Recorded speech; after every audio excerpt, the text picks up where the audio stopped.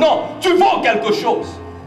Je mérite de dire ce matin, tu vaux quelque chose. Et vous qui me suivez aux médias, je sais que vous valez quelque chose. Parce que je l'ai dit, vous n'êtes pas fruit de hasard. Dieu sait pourquoi il vous a placé avec un tel mari. Dieu sait pourquoi il vous a placé avec une telle femme. Dieu sait pourquoi il vous a placé dans ce pays. Il sait pourquoi il vous a placé dans cette science. Voilà pourquoi découvre le don qui est caché en toi.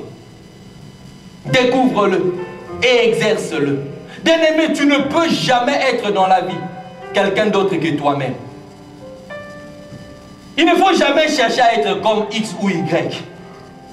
Bien-aimé, apprends à être fier de ses vertus. Sois toi-même. Quand tu es toi-même, tu feras aussi des choses bien selon toi-même. Alléluia. Mais quand tu chercherais, bien-aimé, à faire comme.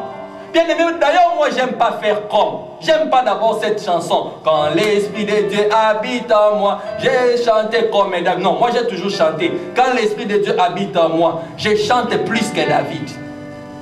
Parce que si je me limite dans un niveau de comme, je serai aussi comme. Mais moi, j'aspire à la dimension plus. Si tu vas te limiter dans la dimension comme X, tu resteras aussi comme au même niveau. Mais moi, Wesley, j'aspire à la dimension plus. Voilà pourquoi ne négligeons pas, bien-aimés, le don que Dieu a placé dans chacun d'entre nous. Bien-aimés, travaillons ce don avec beaucoup d'amour. Utilisons-le avec beaucoup de fierté. Parce que nous avons besoin de chaque don. Nous avons besoin de chaque talent, bien-aimé.